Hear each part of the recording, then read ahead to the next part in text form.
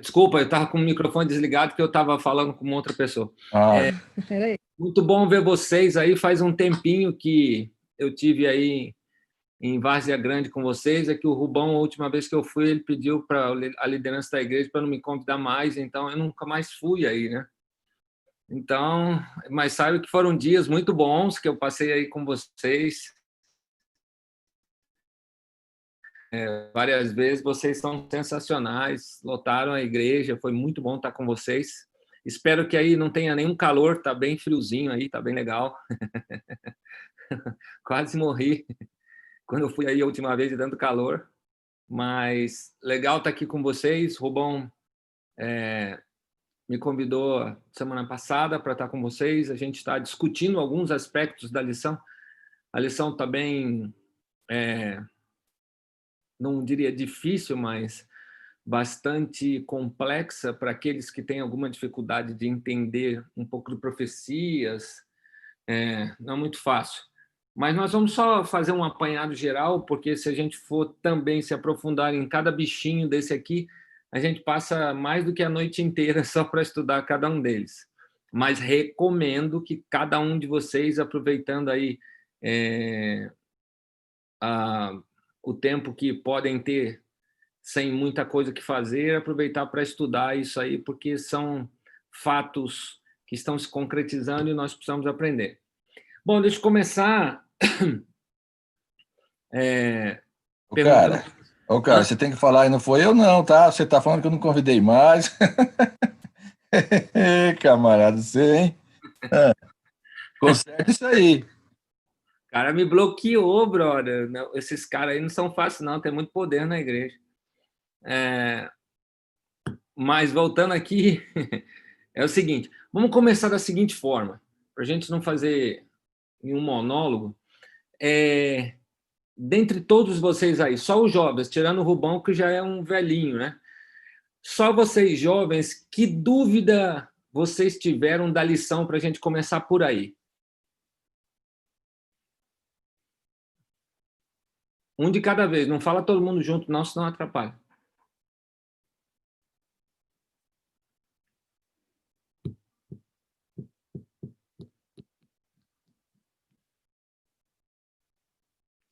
Se vocês não fizerem nem... Você mencionou da profecia, né? Essa semana, eu não sei se você sabe, a lição do Joel falou mais sobre o dízimo e ofertas. Como? E aí, não sei se seria sobre isso dos adultos. Eu não sei, o patrão falou para eu passar a lição, mas não falou que era dos jovens, que era de dízimo e oferta, mas eu posso falar de dízimo e oferta sem problema. Porque foi abordado mais isso, né? O dízimos e ofertas. Aí o senhor mencionou a profecia, eu acredito que foi por isso que nós, como que é. Olha o que eu vou fazer com essa lição. Pronto. Morreu Maria. Não tem nenhuma Maria aqui no grupo, não, né? Senão já era. Então, vamos lá. Vamos começar com a mesma pergunta. Qual foi a dúvida que algum de vocês tiveram sobre dízimos e oferta? Quem quer começar?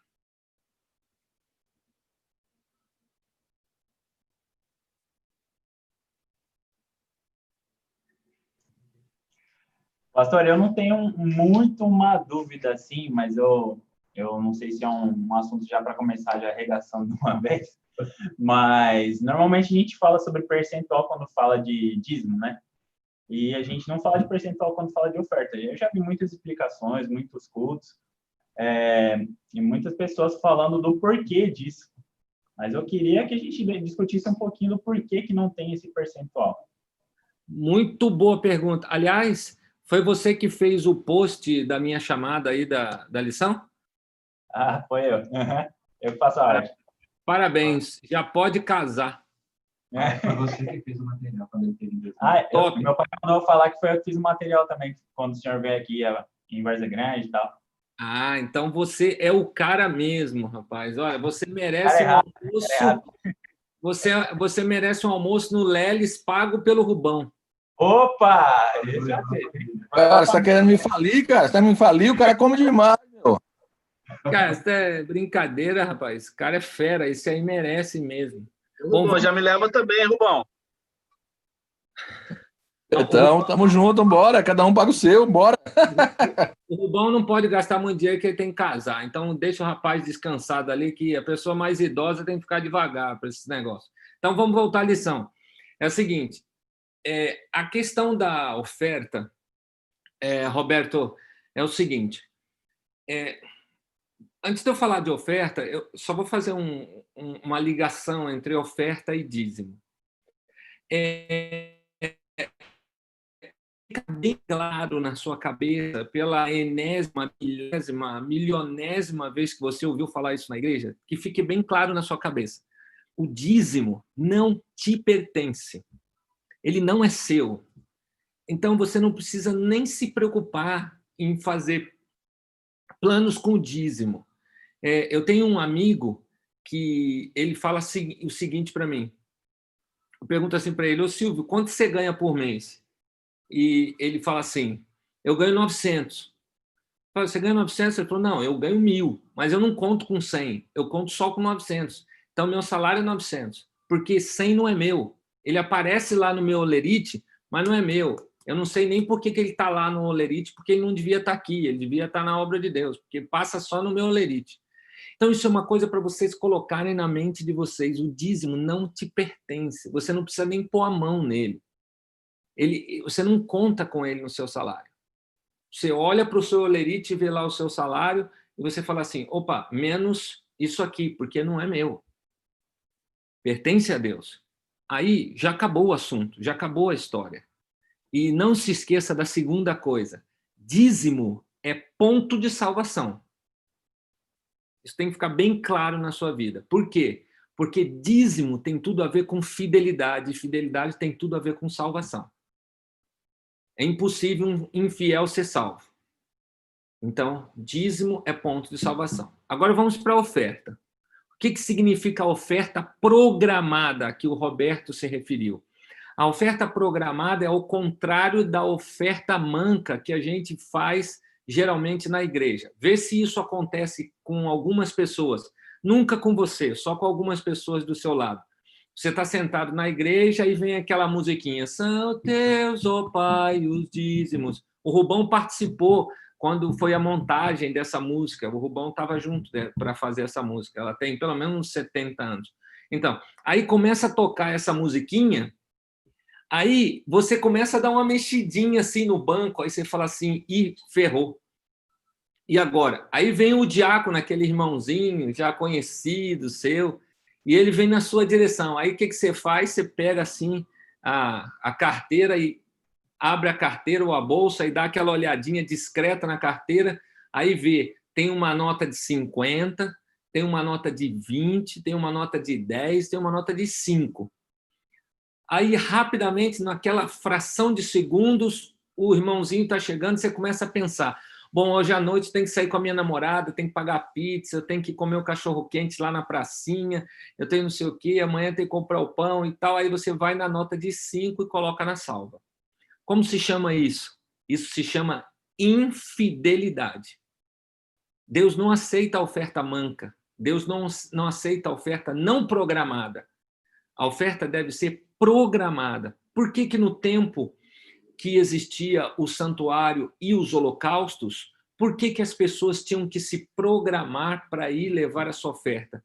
Porque tinha que ser um animal perfeito, sem mancha, sem nenhuma doença, sem herpes, sem sarna, não podia ter pata quebrada, rabo torcido, quebrado, alguma coisa tinha que ser perfeita, porque era uma oferta programada. A oferta, ela é sua, ela não é de Deus. O dízimo é de Deus, a oferta é sua, ela pertence ao seu coração. Aí você tem que entender que a oferta é alguma coisa que vem da sua íntima relação com Deus. E aqui eu sou muito enfático em dizer isso.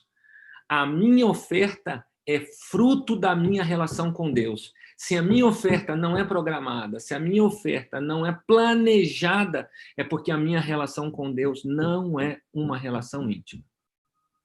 Então, quando eu vou à igreja e eu, de qualquer maneira, entrego lá a minha oferta do jeito que dá, do jeito que aparece, essa é uma oferta que não é aceita por Deus. Ela é aceita na salva, ela é aceita na igreja, mas ela não é aceita por Deus. Por quê? Eu não me programei, eu não me planejei, ela não é fruto da minha relação com Deus. E por que isso acontece? Porque eu não estou íntimo de Deus. Quando eu estou íntimo de Deus, Roberto, aí eu planejo o percentual. Então, o seu percentual deve ser planejado antes. Então, eu planejei dar 3% do meu salário. Não importa, eu estou dando 3%. Eu tenho 1% do meu salário. Não importa, eu me planejei. Deus não está preocupado com o percentual. Deus está preocupado com a sua fidelidade de planejamento com Ele. Isso que importa para Deus. Não importa quanto. Eu tenho um cara na igreja que ele ganha 100 mil reais por mês e ele tem que dar uma oferta. E não é fácil o cara dar 3% de oferta. E você acha que é fácil para uma irmãzinha aí da igreja que tenha 3, 4 filhos, que mora de aluguel e recebe um salário mínimo? É a mesma proporção. A oferta não é da quantidade, não é do valor, é da sua relação de intimidade com Deus. Portanto, o mais importante é a gente se planejar com Deus. Planejar o nosso percentual. É melhor você fazer um plano mensal. Então, você recebe R$1.000 por mês. Quando você devolve o dízimo para Deus, você vai lá e separa a sua oferta para o mês. Então, você separou 2%, 3%, 5%, 10%, você separa e entrega. E depois você não precisa mais dar na salva, porque você já fez isso de uma vez. Então, a oferta do percentual deve ser planejado. Agora, a quantidade, o percentual, é você e Deus quem tem que decidir. Alguma dúvida? Perfeito. Pastor, Tem. eu aqui, ó. Tá me ouvindo? Eu estou vendo um monte de moça aí, você não está vendo.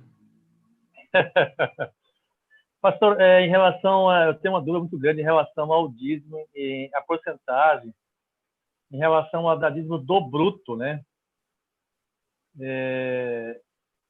Alguns na igreja, que tem alguns líderes falam que tem que ser do bruto, outros falam que não. Assim, por exemplo, para mim desconta imposto de renda e INSS, são valores que eu não vejo agora. INSS, aposentadoria, claro que eu não vou aposentar, eu vou dizimar, né? E imposto de renda, e quando for me restituir, eu também vou dizimar disso aí. Mas assim, eu tenho que continuar dando do bruto ainda, eu tenho dificuldade muito grande de entender isso aí. Negativo, brother. Você não tem que dizimar depois que você recebe restituição. Se você dizimou, você já na sua restituição já está dizimado. Eu recebo a minha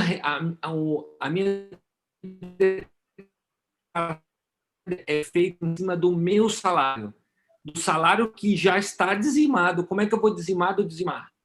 Se você quiser dar o dízimo sobre o dízimo, isso é uma questão particular e a gente respeita. Agora, a minha declaração de imposto de renda ela é feita em cima do meu salário que já foi dizimado. Se você é fiel no dízimo e você declara tudo que você recebe de forma fiel, então você já dizimou aquilo que você declarou. Você dizimou todos os meses. Tá certo? Agora, quanto à declaração é ótimo. Quanto à devolução do dízimo, do bruto e do líquido, eu aprendi desde cedo, e eu sigo isso, que a minha devolução do dízimo deve ser sobre o bruto. Por quê? Então, eu, como obreiro,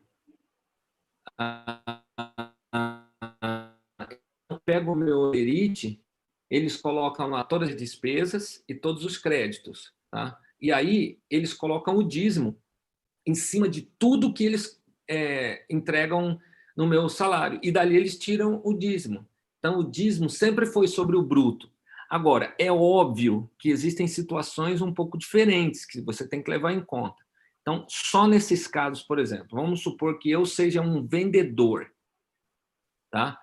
Então, para eu receber o meu salário de R$2.000 como vendedor, eu tenho que gastar R$500 para eu ganhar R$2.000. Então, meu dízimo vai ser sobre quanto?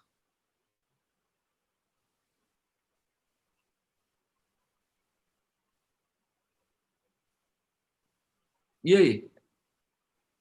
Faz muito tempo que o pessoal tá longe do colégio. Aí tá difícil de responder. Pelo amor de Deus. Ser sobre 1.500, né? Isso é óbvio. Ou vai ser para você comprar material para mês que vem, e assim vai indo, não é? Então, os R$ 500, o que eu faço? Eu estou colocando a gasolina, eu estou pagando o pneu, eu estou fazendo isso, estou pagando o pedágio. Se eu não desembolsar os R$ 500, eu não ganho os R$ 2.000. Então, nesse caso específico, é assim. Do contrário, eu sempre aprendi, sempre preguei, 32 anos, vou para 33 agora, sempre preguei que é sobre o bruto. E pode ser que apareça uma novidade amanhã que eu não saiba e eu vou ter que mudar. Camacho, Oi. você disse aí que o dízimo é ponto de salvação. A oferta também, no caso, seria. E Sim, ela se torna. Tem muita relação também. Calma aí. Tem muita relação também a questão do dízimo, a oferta e o sábado. E sempre é pregado que nem o dízimo, nem a oferta, nem o sábado é ponto de salvação. E como você não é? sempre ouvi falar que o dízimo, o sábado, a oferta não é ponto de salvação. E eu concordo sim que é. Mas e por que muitos pregam e falam, não, o sábado não tem nada a ver, não é ponto de salvação? É porque você está ouvindo quem não deve. Então, você tem que ouvir melhor os pregadores. Não é questão de ouvir, porque eu tenho a minha opinião. Não, eu sei, eu estou brincando com você. É o seguinte, veja bem. Eu não... vamos pegar um exemplo simples. O bom ladrão da cruz, o que Jesus disse para ele? Você está salvo. Um dia você vai estar comigo no paraíso. Quantos sábados o bom ladrão da cruz guardou? Porque ele não guardou porque não teve nenhuma oportunidade. Aí é que está. Agora, se a Renata, Maribel, o Wesley, todos eles sabem a verdade do sábado e voluntariamente eles não guardam o sábado, é ou não é ponto de salvação? Com certeza. A mesma coisa o dízimo. E a oferta também, no caso. Então, a oferta, ela entra como algo que é fruto do meu relacionamento com Deus. Quanto mais eu sou íntimo de Deus, mais fiel eu sou na minha oferta. Tá? O grande problema, e isso aqui é muito, muito, muito sério, e foi muito importante a sua pergunta. O grande problema é que muita gente da igreja coloca na cabeça o seguinte: eu dou o dízimo, eu pago o dízimo e já está muito bom. Esse dízimo também não é aceito por Deus, porque ele não é voluntário. Então, quando você devolve o dízimo, você é um mordomo de Deus. Você ratifica o plano de Deus para a sua vida. Você prova fidelidade a Deus. Assim como você prova a fidelidade do sábado, assim como os jovens que estão aqui provam a fidelidade da virgindade, assim como os jovens que estão aqui provam a fidelidade de não estudar no sábado, entre outras coisas. Mas o fundamento é o relacionamento íntimo com Deus. Pastor, tem uma... Oi? Só para eu concluir meu pensamento aqui, quando você lê, principalmente no Antigo Testamento, a questão do dízimo, fala assim que o dízimo é santo ao Senhor. E quando fala de oferta, geralmente não fala que é santo, fala que é santíssimo ao Senhor. Qual a diferença? Não vejo que um está acima do outro. Eu só vejo que um pertence a Deus e o outro pertence a mim. É prova da minha fidelidade com Deus. Na questão da viúva pobre, ela deu tudo que tinha, como prova de fidelidade. Então, aí é uma prova única e exclusivamente de fidelidade a minha oferta com Deus.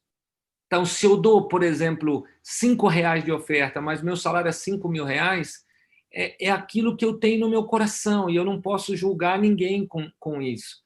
Agora, eu ganho R$ 5.000, eu dou R$ 2.000 de oferta, isso também é do meu coração. Não é um a mais do que o outro, é só uma questão de relacionamento com Deus.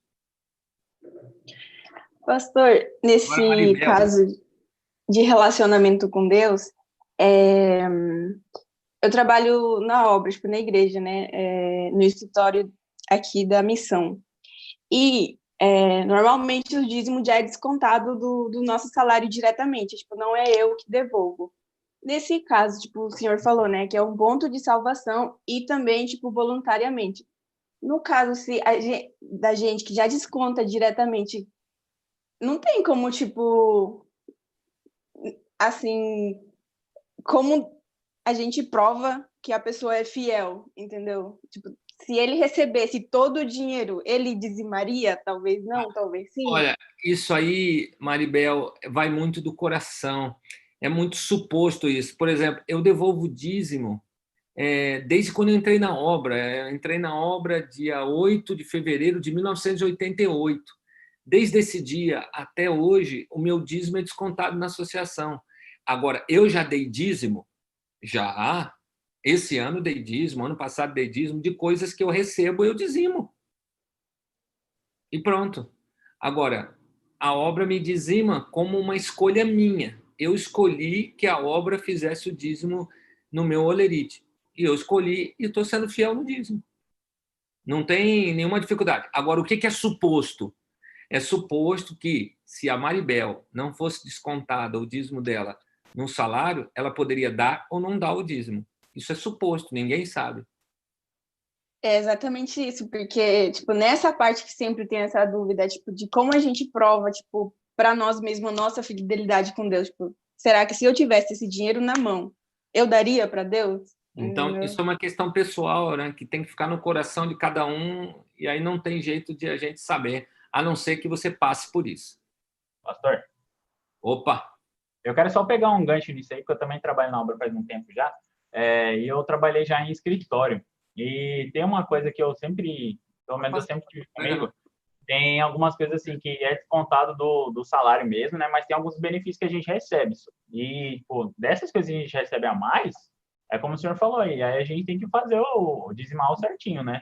Mas eu queria entrar, na verdade, em uma outra parte aqui da lição, que fala sobre o objetivo do dízimo das ofertas, porque tem muita gente assim que pensa, aquele pastor está ali à frente disso, eu não vou ofertar para não usar do jeito que ele quer. Eu quero conduzir a minha oferta para alguma finalidade. Eu queria que a gente trocasse uma ideia sobre isso aí. É o seguinte, brother, o dízimo só tem um fim, e todos vocês sabem disso, é bíblico. Então, eu não posso direcionar o meu dízimo. Por exemplo, eu não posso pegar o meu dízimo e entregar para os desbravadores. Não, meus filhos estão no aventureiro, vou dar meu dízimo lá como oferta nos aventureiros. É pecado fazer isso. Você está cometendo um grande pecado. O dízimo tem que ser colocado a quem pertence. E ele não pertence ao desbravador, não pertence aos jovens, não pertence ao aventureiro, ele pertence a Deus. Então, ele tem que ir para a casa do tesouro que administra o dízimo do Senhor. Nós não podemos fazer isso. Segunda coisa que a gente não deve fazer, devolver dízimo em outro lugar que não a nossa igreja. Você pode fazer isso? Pode, mas não deve. Há um conselho de Ellen White que o seu dízimo deve ser devolvido na sua igreja para ajudar a pregação do evangelho no seu local. Se você quiser dar uma oferta diferente do seu dízimo, lá na África, onde está precisando para construir um colégio, perfeito, nenhum problema. Agora, você não pode devolver o seu dízimo como oferta. O seu dízimo é dízimo e oferta é oferta. Eu tenho uma pergunta. Fala, Lorena. O senhor acabou de falar que a gente não deve dar o dízimo fora da nossa igreja, né? Eu já tinha ouvido isso, e agora a minha pergunta é, vamos supor, mês passado, eu não estava aqui na cidade, estava em outra cidade e não pude dizimar, porque eu não estava na minha igreja. É errado eu pegar o dinheiro e guardar para dizimar no outro mês? O que foi errado foi a maneira como você fez. Como assim? Você podia ter feito do seu celular uma transferência bancária para a sua igreja. É verdade. Mas eu não sabia dessa possibilidade. É errado mesmo? Não acredito. Tem luz elétrica aí em Várzea Grande? Estou sabendo que esses aplicativos servem, sei lá o quê, agora na pandemia. Meu Jesus, você está assistindo na igreja do Rubão ou você está assistindo em algum lugar que não tem luz elétrica? Aqui pega a luz elétrica. Vou parar, Então. ô, Lorena. A luz às Lorena. vezes acaba, mas ela sempre volta. Ô, Lorena. Eles me ouvem? Eu abrindo meu áudio aqui? Às vezes ela não tem Wi-Fi. Ah, pode tem ser, gente né, que não Wesley? Vai sabe. saber, né? Hã? Tem gente que não sabe mesmo. Não, tem E gente na realidade, pastor, na realidade foi divulgado pouco isso aí na igreja. Essa É questão do verdade. aplicativo, principalmente na devolução do dízimo, ele foi pouco divulgado na igreja, entendeu? Eu acho que agora o pessoal já está mais ciente desse aplicativo aí de uma maneira mais prática. conseguem enxergar? Sim, sim. Então, Juninho, fazer um tutorial aí no YouTube e colocar aí para divulgar, compartilhar como usar o Tem um aplicativo. monte de tutorial desse aplicativo já, né? Mas é para os jovens. Para os jovens é fácil isso, gente. Estou falando para quem tem dificuldade. tá, eu vou responder. Tá, é porque foi o seguinte. Não, vou responder, calma aí. Eu ia explicar Não a situação. É o seguinte, Lorena, não precisa se justificar, não, fica tranquilo. É assim, ó. Se você vai ficar 30 dias sem a igreja e você só tem uma chance de devolver o dízimo, então é melhor você se programar, como eu falei para o Roberto, na oferta programada para você devolver o dízimo. Agora, se você não tiver mais nenhuma chance de ir à igreja, só teve uma e você não levou o dízimo, e você só consegue devolver o dízimo na igreja, então você vai ter que esperar para o próximo mês. Não tem alternativa. Aí você vai dar 2 dízimos. Só isso, mas que seja fiel. E Deus está sabendo o que você fez. Tá certo? Agora, se você está em outro lugar, então é melhor você fazer 2 caminhos. Ou o Serve-me ou a conta bancária. Agora há pouco, uma irmã estava me pedindo a conta da igreja e a gente já divulgou isso 1 milhão de vezes no grupo da igreja na pandemia para o pessoal dizimar. Então, não há problema. Muita gente não sabe, porque é pouco falado, mas o melhor método de dizimar hoje não é o de levar o envelope para a igreja, é de transferência bancária ou Serve-me. Evita uma série de problemas para a igreja, assalto, desvio de dinheiro, uma série de coisas. Entendi, obrigada. Entendeu, Lorena? Pastor, posso falar? Ô, meu filho, eu não mando nada aqui, são os caras aí que mandam, você que fala aí. Então, nessa questão aí que o senhor falou, né? Suponhamos que tem uma pessoa que... Perdão, só deixa eu desligar o áudio aqui da TV. Tá atrapalhando. Suponhamos que tem uma pessoa que ela realmente, de forma alguma, ela não consiga dizimar no culto. Sei lá, ela viajou, ela está sem internet, ela não conhece ninguém que tenha rede, ou ela foi fazer missão, foi trabalhar em um país que não aceita o evangelho. Enfim, ela não pode dizimar. E ela não tem a possibilidade de fazer transferência bancária, certo? Essa pessoa, ela poderia dizimar numa igreja local, escondida, assim, por exemplo, uma igreja que não se possa ter. Ela poderia dizimar naquela igreja ou somente na sua igreja de origem? Cara, é o seguinte, você acabou de perguntar e responder, porque é uma situação hipotética. Hipotética. Então, se é hipotético... Eu penso assim, por exemplo. Se é hipotético, você fugiu à regra. Tudo que é hipotético faz você fugir à regra, tem que ter atividades hipotéticas. Ok, então... Hipoteticamente, você pode ir lá naquela igreja adventista e devolver o dízimo ali, porque você não tem como, entende? Mas isso não é uma situação que vai ser contínua, é uma situação por um período. Exatamente, entendo. Então, aí agora, sim, levando para uma realidade mais próxima, né? Pessoas que, igual o senhor falou, às vezes é melhor segurar o dinheiro do mês e dar no outro mês os 2 dízimos, certo? No caso... Depende, eu não falei bem isso, eu falei naquela situação da Lorena, né? Aquela situação. Ela não poderia dizimar em uma igreja adventista local? Se ela é daquela igreja local, sim, ela pode dizimar. Se ela não é, e puder esperar até ela chegar na igreja dela, é melhor. Mas se não tiver jeito, como a sua hipótese, aí ela dizima onde tiver. Ah, entendi.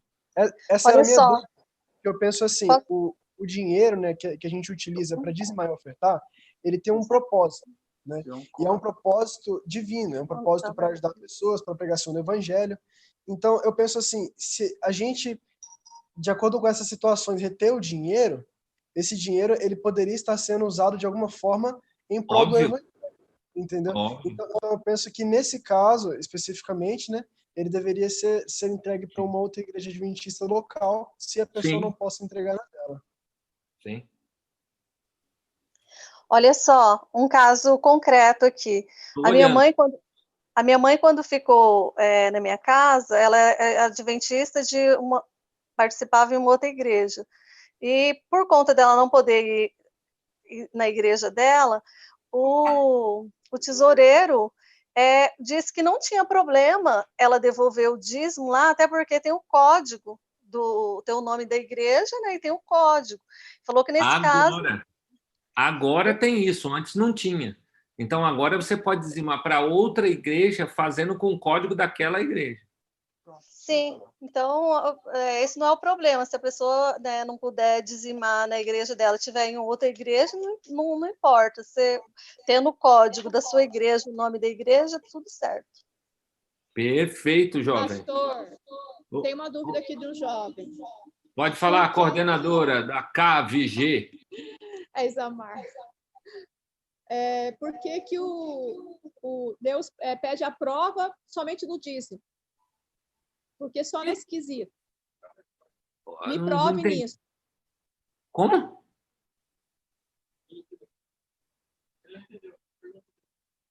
Por que só tem... Tá me ouvindo? Tá me ouvindo? Eu agora estou ouvindo, mas pode falar. Ah, sim. Por que só nesse quesito dízimo que Deus pede para provar ele? É uma pergunta aqui do jovem. Não foi só no quesito dízimo que ele pediu para provar, não. De forma nenhuma. Ele pede nossa prova de fidelidade de tudo que se interpõe no lugar de Deus. Ele pode pedir a prova do seu carro, pode pedir a prova da sua virgindade, ele pode pedir a prova do seu filho, como foi com Abraão. Ele pode pedir uma série de situações de tudo que se interponha entre você e Deus. Tudo que tomar o lugar de Deus foi o que aconteceu com Abraão. Não, é a gente fazendo prova de Deus. É a pergunta. Você quer perguntar, Léo? A gente fazendo prova de Deus. Eu estou com vergonha de perguntar aqui. Eu estou assim numa dúvida cruel aqui para interpretar essa Não, pastor, do dom de língua. É o seguinte, eu entendi a pergunta. Está dizendo assim, ó, é a única vez na Bíblia que Deus fala, fazei prova de mim. É a gente provando, Deus provando a gente. É isso mesmo. Então, mas isso não tem nada a ver com dízimo. Isso tem a ver com prova de fidelidade com Deus. Pastor, eu acho que ela está fazendo uma referência a Malaquias 3:10, que fala o seguinte: tragam o dízimo todo ao depósito do templo para que haja alimento em minha casa e ponham em minha prova. Entendeu? Eu entendi, eu sabia disso, mas é que nesse contexto ele está relacionado com o dízimo. Em outro contexto, ele está relacionado com a fidelidade das suas coisas particulares com Deus, de tudo que se interpõe entre você e Deus. Agora, eu não conheço muitas expressões na Bíblia que falam sobre a questão da prova na oferta, mas eu já vi testemunhos de pessoas que provaram Deus através da oferta. Eu mesmo sou uma experiência disso. Eu já fiz uma prova assim com Deus e Deus nem precisava me provar, porque eu já sabia, mas Deus respondeu. Então, é legal você ter várias experiências com Deus também nas ofertas, porque é o despreendimento do eu. E isso é o impeditismo do céu, né? E aí, qual é o outro ponto aí da lição? Queria que a gente falasse um pouquinho mais. Só uma dúvida aqui. Fala, Eduardo. O senhor falou que o dízimo ele é prova é ponto de salvação, né? Uhum. No caso, eu deixando de devolver o dízimo, né, já que ele é usado para obra, para pregação do evangelho, eu posso ser cobrado pelas outras pessoas que perderam a oportunidade de conhecer essa, sei lá, a palavra de Deus? Eu não sei como Deus vai fazer esse julgamento. Só Deus sabe, cara. É muito difícil alguém dizer contrário a isso, porque a questão do julgamento quanto à salvação é algo totalmente divino. Então, a gente tem uma ferramenta na igreja chamada comissão de igreja. Muitas pessoas na comissão da igreja acham que pode definir salvação e perdição de muita gente, mas isso é um grande erro. Então, eu não sei o que Deus pode falar de você se você decidir não devolver mais o dízimo. Eu não sei o que Deus pode dizer, porque eu não sou Deus. Então, Ele sabe o que vai no seu coração e eu não sei. Então, é uma pergunta muito difícil de responder, mas eu tenho certeza absoluta, não falando em termos de salvação ou perdição, eu tenho certeza absoluta que quando você voluntariamente decide não devolver o dízimo, é porque você quebrou o seu relacionamento com Deus. Pastor, agora é uma dúvida minha. Manda. Eu vi num culto na igreja que uma pessoa, por exemplo, está 30, 40 anos na igreja. Aí ela fica, tipo, 20 anos sem devolver o dízimo, certo? Aí ela, de repente, ela quer fazer um concerto com Deus. Ela, pelo que eu entendi desse sermão que eu ouvi, ela tem que colocar em dia tudo que ela deixou para trás de dízimo. Isso daí assim, parece que é uma coisa que não dá para fazer. É assim, olha só. Mas eu ouvi. Isso, presta bem atenção nisso, todos vocês. É assim, ó. Isso é uma questão muito pessoal. Por quê? Vamos supor, você ganha 20 mil reais por mês e você passou 20 anos da sua vida sem devolver o dízimo, ganhando 20 mil reais por mês. Então, você ganhou por ano 240 mil reais. 240 mil vezes 2 daria 480. Então, nós estamos falando aí de 4 milhões e 800 mil reais. Então, o cara fala assim, eu não devolvi o dízimo e hoje eu me senti tocado, eu quero colocar todo o meu dízimo que eu não devolvi em dia. Se ele tiver os 4 milhões e 800 mil reais para dizimar dele e dar 480 mil reais e devolver de dízimo de uma vez, beleza. Agora, se ele nem souber quanto ele ganhou nos 20 anos, como ele vai dar um dízimo de alguma coisa que ele não sabe? Agora, vamos supor que eu ganhei, faz 3 anos que eu não devolvo dízimo e o meu salário era de R$1.000. Então, eu ganhei 12 mil reais por ano. 3 anos, nós estamos falando de 36 mil reais. Foi uma conta fácil. 36 mil reais dá 3.600 reais. Então, eu quero fazer um plano com Deus. Qual é o seu plano? Eu vou devolver 10 cheques de 360. Está feito a sua devolução dos dízimos atrasados. É simples assim. Agora, uma pessoa que não é adventista, se batiza, ouve um sermão desse, ela pode entrar em parafuso. Então, tem que ter muito cuidado para colocar esse tipo de sermão. Porque o cara fala assim, caramba, eu 50 anos que eu não sou adventista, fui batizado agora, nunca devolvi dízimo, o que eu vou fazer? Eu vou vender minha mulher, meus filhos, minha casa, meu carro, minha cueca, tudo para eu devolver o dízimo. Não é assim, o cara não sabia, o cara não conhecia a verdade. Então, tem que tomar muito cuidado quando vai colocar isso para as pessoas. Tem que ser com muito equilíbrio. O pastor Flávio levantou a mão aqui. Ele quer falar, nosso pastor aqui da Central. Que entrou aí no Zoom. Pastor o quê? Uma pergunta do Pedro aqui. Pastor Flávio. O pessoal tem pergunta aqui, mas eles não perguntam. Não sou eu, não, viu? Eles estão perguntando.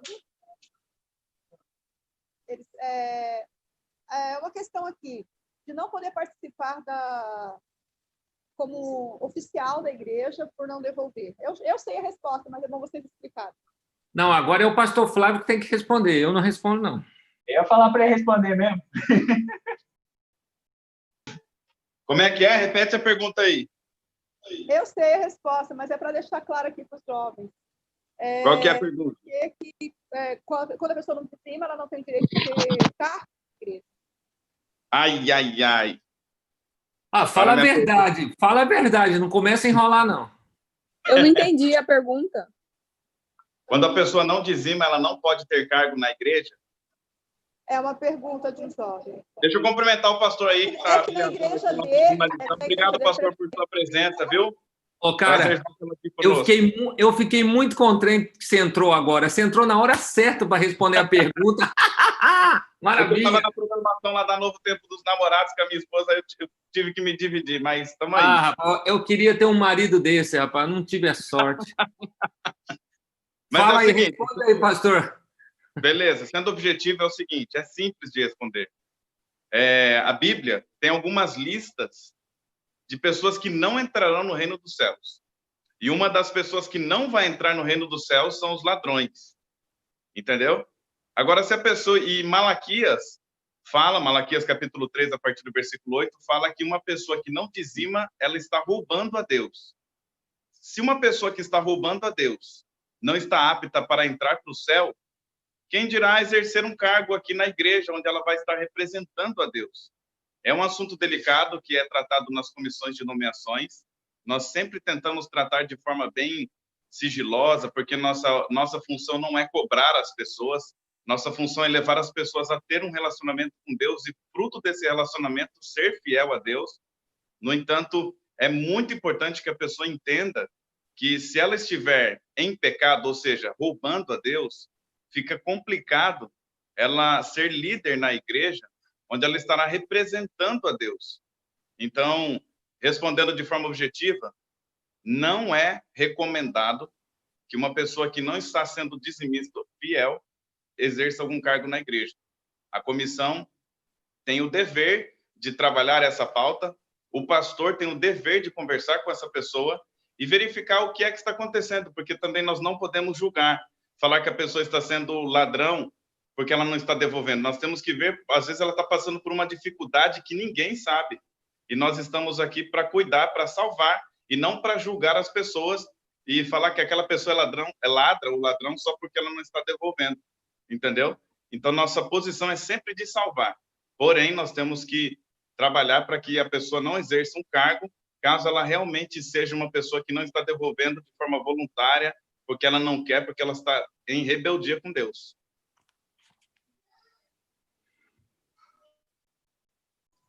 Estou levantando minha mão fisicamente aqui, porque como eu sou o dono da reunião aqui, o que gerou a sala, eu não consigo levantar a mãozinha no Zoom.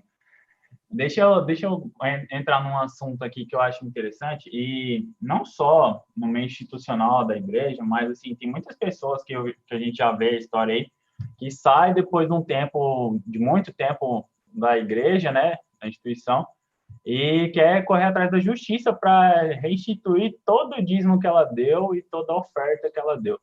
Eu acho que a gente devia trocar uma ideia agora sobre isso aí, sobre a importância e o que significa realmente ofertar e dizimar, né? Qual que é o objetivo real disso daí? Porque quando a gente faz isso, a gente está dizendo que a gente deu um dinheiro nosso para a igreja, que é o dinheiro de volta, e não aceitando que o dinheiro é de Cristo, né? Que o dinheiro é de Deus e que ele tem que ser utilizado para a obra.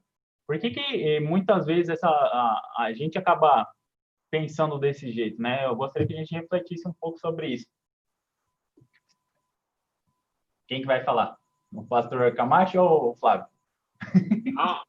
O dono da cocada preta aí é o Flávio, não sei eu não. Não me coloca no fogo não, pastor. Isso aqui está no esquema aí. Não, é o seguinte, brother, eu acho que é um negócio até muito simples, porque é o seguinte, se o cara, ele está tendo os dízimos que ele deu, é porque ele nunca teve o sentido da adoração. E, segundo lugar, geralmente, pastor que faz isso, obreiro que faz isso, professor que faz isso, e outras pessoas, eles fazem isso, às vezes não é nem pelo sentido da adoração a Deus, eles fazem isso como vingança contra a igreja. É só para se vingar contra a igreja, mais nada.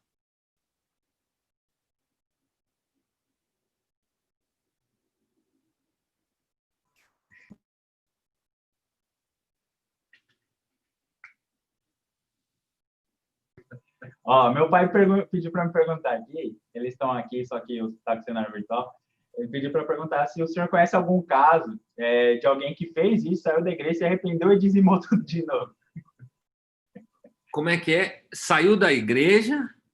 Pediu todo o dízimo de volta, só que se arrependeu, voltou para a igreja e dizimou de novo. Não, os que eu conheço que saíram da igreja e pediram o dízimo de volta, nunca vi se arrepender e devolver dinheiro, não. E eu não conheço todo mundo, né? Não sei de todos os casos. Então é difícil. É que, na realidade, é o seguinte, todas as pessoas que fazem isso, a maioria esmagadora perde, a não ser que foi uma questão muito excepcional, mas todas as pessoas que fazem isso, como você diz, por vingança, eles não têm êxito nenhum nesse pedido. Nos últimos anos, de uns 10 anos para cá, 8, 10 anos para cá, o pessoal que está entrando com esses pedidos, eles não estão ganhando, porque os juízes já consideram isso algo que não tem sentido, porque o cara devolveu porque quis. Agora, antigamente, 15, 20 anos atrás, o pessoal entrava e ganhava mesmo. Pastor, mudando assim, veja, a gente está falando muito na questão da devolução, a maneira de devolver o dízimo e tal.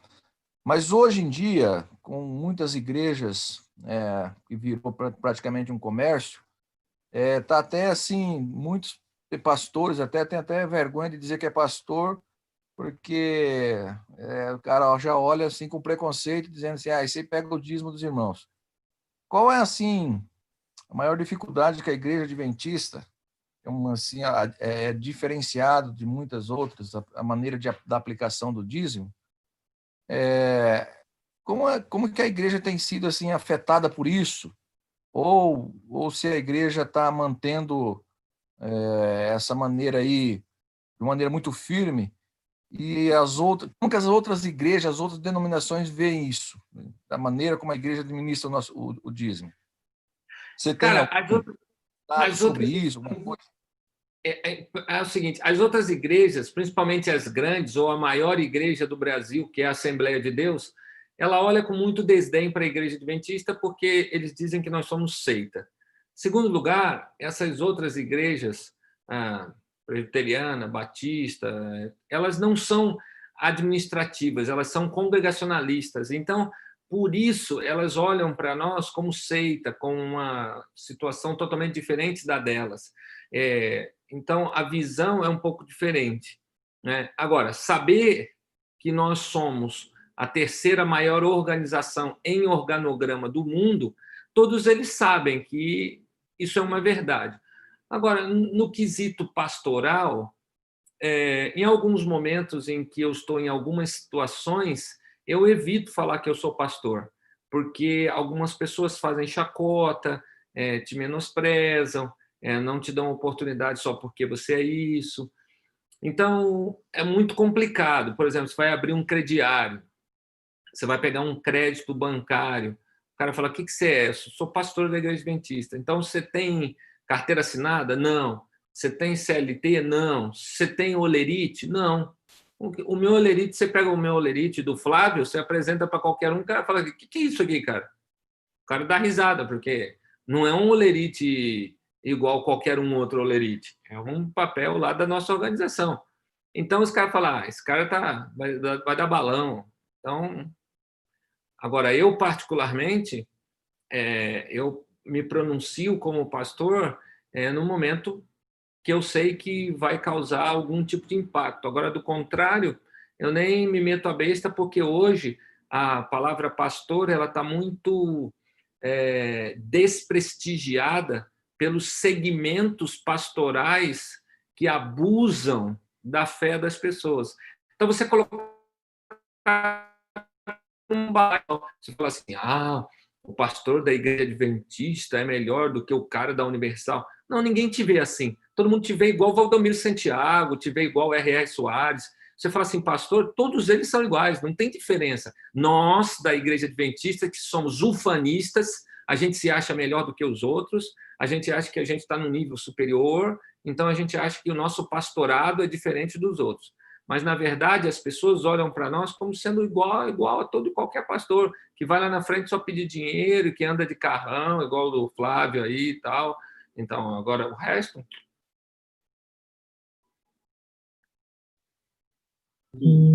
Pastor, só pegando o gancho do que o senhor falou, uma coisa também que é interessante é o seguinte: nós temos uma vantagem em relação à maioria dos pastores evangélicos, porque em relação até à questão financeira, nosso salário não é alto, nosso salário ele é baixo, a igreja cuida bem do pastor, então nós temos uma vida equilibrada financeiramente. Se você tomar cuidado, você fica endividado, então você tem que se organizar direitinho financeiramente. Porém, numa crise como essa que nós estamos vivendo, como a nossa igreja divide as finanças de forma assim institucional, é a missão, a união, a divisão que administra nossos recursos, o que acontece? O recurso é distribuído. Então, um distrito que tá com dificuldade ali, não está conseguindo o dízimo suficiente para manter um pastor, o conjunto de distritos consegue manter os pastores. E aí os pastores das igrejas evangélicas, eles precisam trabalhar fora. Muitos deles têm que trabalhar até de pedreiro, de servente, na padaria, trabalha o dia todo, ele não consegue dedicar tempo exclusivo para cuidar das ovelhas. Então, nós temos essa vantagem em relação às demais igrejas congregacionalistas, que nos ajuda bastante. E tem um detalhe, viu, Flávio? Você fez uma colocação espetacular. Eles, dependendo do tamanho da igreja, eles podem ser exclusivos da igreja. Dependendo do tamanho, não podem ser exclusivos da igreja. Isso causa um outro problema. Então, nós temos que entender que hoje existe um balaio de gato. Falou o nome pastor, tem um balaio de gato. E a gente não pode sair dele mais. Não tem alternativa. A imagem já foi formada. A gente só pode mudar isso no tete-a-tete com as pessoas não adventistas. Fora isso, não tem jeito. Pastor, eu acredito assim que, infelizmente, a imagem de oferta também já foi formada, né? A lição dessa semana vem falando muito sobre o significado real de ofertar, e sempre na Bíblia o simbolismo de oferta foi de sacrifício, de doação, não foi de dinheiro, né? Foi mais relacionado a isso. Infelizmente, a gente tende a pensar dessa maneira, como as pessoas pensam de pastores. Hoje a gente tende a pensar de que oferta é aquele dinheiro que você vai dar para a igreja para conseguir um retorno. Entendeu? Infelizmente, está sendo assim. Aí entra o problema da teologia da prosperidade, da compra, você vai comprar Deus, eu te dou isso. Agora, eu lembro da minha mãe, que tem 94 anos, faz 95 agora. A minha mãe tinha um abacateiro em casa, lá no Rio de Janeiro, espetacular, o bicho era enorme. E ela fez um plano com Deus que todos os abacates que deram naquela época, ela ia vender e dar o dinheiro todo para a ASA, uma oferta direcionada para a ASA. E, cara, por incrível que pareça, aquele ano parece que o abacateiro deu 2 vezes mais. Entrou janeiro, fevereiro, dando abacate, não parava mais, e minha mãe vendendo os abacates, todo mundo comprava, e ela devolveu o dinheiro para a ASA como oferta. Isso é chamado de fundo de inversão. Agora, você tem que tomar um pouquinho de cuidado para você não cair lá no outro contexto de outras igrejas, que você está comprando, ó, Deus, eu vou te dar 1.000 de oferta, você me dá um emprego novo, eu te dou 2.000 de oferta, você me dá o outro emprego lá. Então, é só isso, tomar um pouquinho de cuidado com isso aí, porque não é esse um bom caminho, né? Bem, pastor, assim, você vê, a gente estava falando das outras igrejas. Cara, mas qual é o método que esses caras usam? Como que eles conseguem enganar tantas pessoas assim, que as pessoas muitas vezes dão até o carro dele andar, até a cama dele dormir, ele doa. Como que ele tem essa Cara, é o seguinte, persuasão desse jeito? É o seguinte, eu cheguei à seguinte conclusão: a fé é uma coisa totalmente particular. E você não consegue mensurar a fé de ninguém. Se ela é uma fé racional ou se ela é uma fé irracional. Então, as pessoas elas vão com a ideologia de que se elas fizerem isso, elas vão receber muito mais. É a mesma história do cara lá do muçulmano, que ele vai lá e se explode porque ele vai pegar 24 virgens no céu.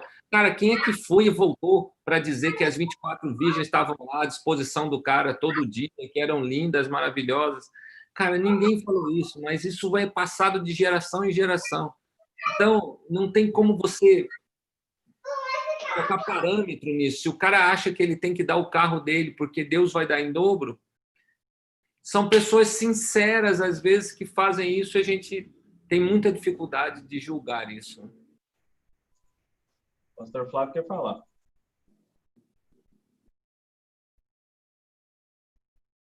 Solta o microfone, Flávio. Opa, agora foi. Pegando o gancho aqui de uma coisa muito importante, o Juninho tocou na oferta, em relação à oferta, porque muitos questionam e tal, em relação à oferta, mas uma coisa que tem que ficar clara, o dízimo não foi estabelecido no santuário. O dízimo foi estabelecido antes da nação de Israel existir. Por exemplo, Abraão devolveu o dízimo para o rei de Salém. Jacó disse que todo o dízimo ele tiraria para o Senhor.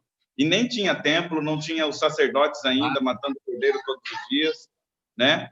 E aí alguns falam, mas na época lá que matavam cordeiro e as pessoas, a oferta era cordeiro e o dízimo era da plantação, não era dinheiro.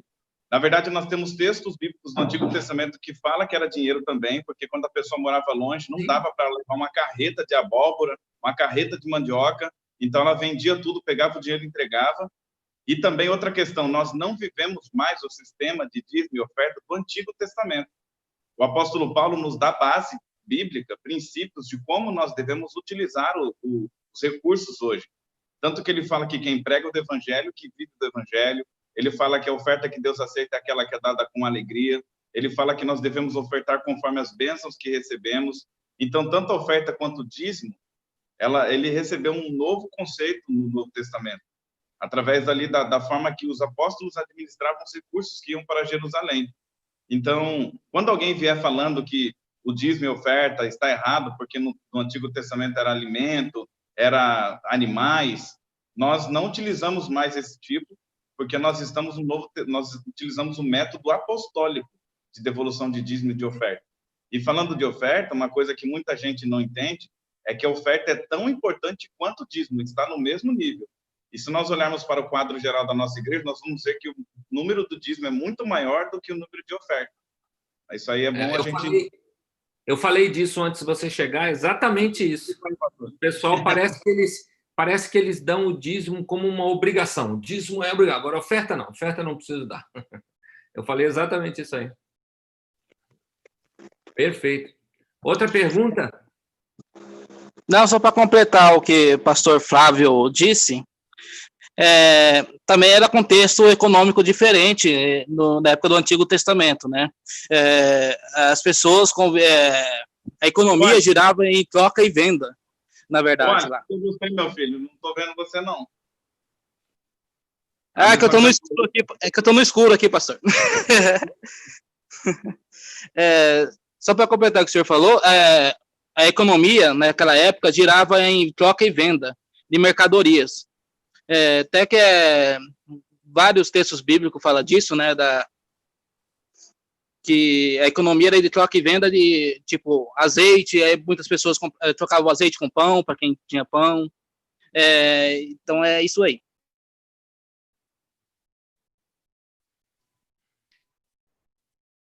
Manda outra. Acho que só para, infelizmente, para a gente encaminhar para o final aqui por causa do horário, e aí é mais tarde ainda, né, pastor? Aqui são 10 horas e 15 minutos. Pois é, aqui é 9h15. Vamos só fazer uma pincelada geral de tudo isso que a gente estudou hoje aí sobre dízimo e oferta, pontos importantes aí que o senhor acha que a gente tem que frisar bem na nossa mente aí a respeito desse assunto. Bom, em primeiro lugar, o dízimo não me pertence, ele pertence a Deus, Deus só me dá a oportunidade de manuseá-lo como mordomo, e a prova de fidelidade e a ponto de salvação, como disse aí o pastor Flávio.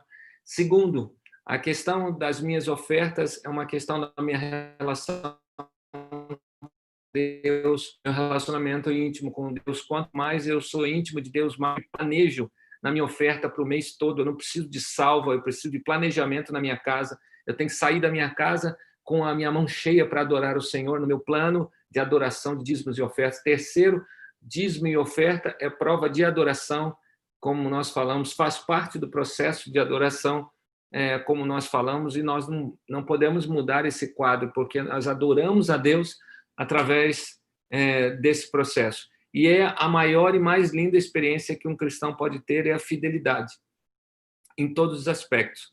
na questão do dízimo e principalmente na questão das ofertas, porque isso prova o quão íntimo e quão apaixonado você é por Deus. Pastor, isso sem contar que tudo isso que o senhor falou faz com que a gente aprenda a viver nessa terra totalmente dependente de Deus e não nos apegar às coisas aqui que nós podemos conquistar, né? Então, tudo isso que o senhor falou nos ajuda a sermos totalmente dependentes de Deus.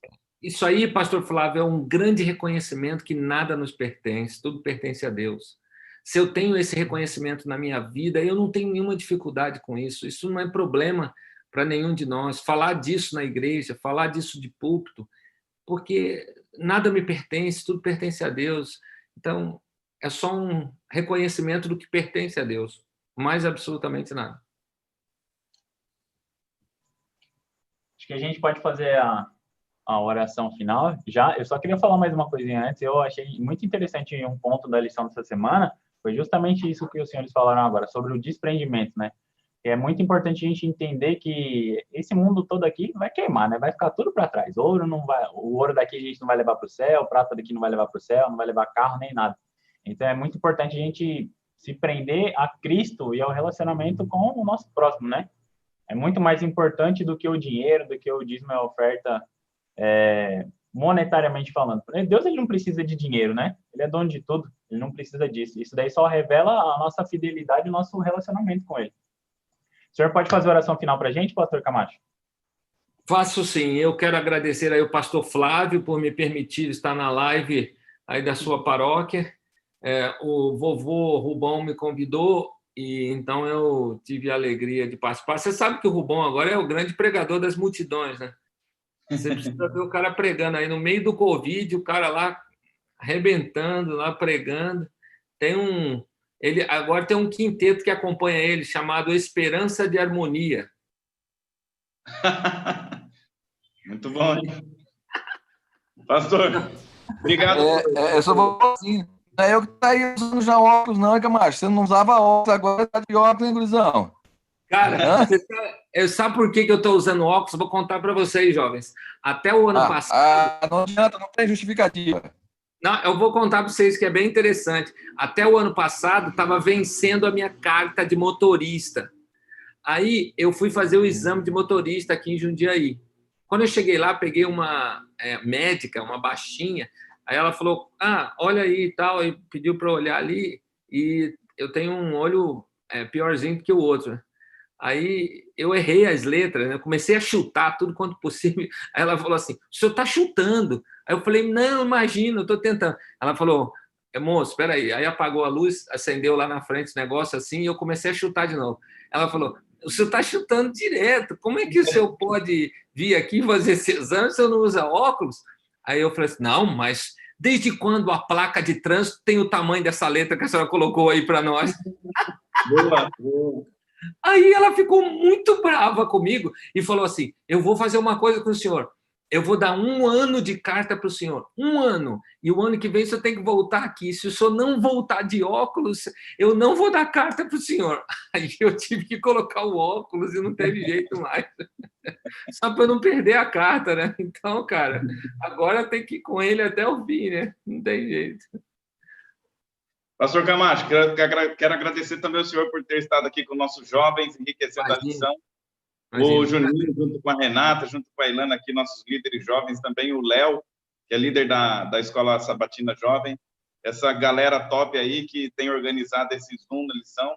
O Rubão tem nos dado uma força legal aí com os contatos que ele tem. Eu não conheci o senhor, quero agradecer muito, foi um prazer conhecer o senhor aí e receber um pouquinho da luz que você já tem aí no seu ministério, na sua experiência. Obrigado, hein?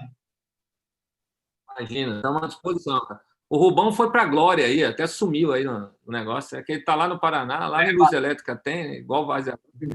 Aí, ó, está voltando aí, ó. O bicho saiu, mas voltou. Gurizão. Mas vamos orar, galera. Vamos orar, porque amanhã eu tenho só uma meia dúzia de lives para fazer pelo Brasil afora. Vocês não têm nem noção. Tem que estudar ainda para caramba agora à noite. Mas vamos junto aí. Um prazer estar com vocês, queridos. Vamos orar. Santo Pai, dá uma bênção toda especial para essa juventude querida dessa igreja querida em Várzea Grande, que eles sejam luz nesse momento de trevas e que o Senhor ilumine poderosamente com uma porção dobrada do teu Espírito ao pastor Flávio na condução dessas ovelhas queridas. Que a tua paz, que a tua misericórdia e graça recaiam sobre eles, em nome de Cristo. Amém. Amém. Amém. Beleza, Pessoal, moçada? Quando precisar, a gente está à disposição. Muito obrigado Valeu, pela presença de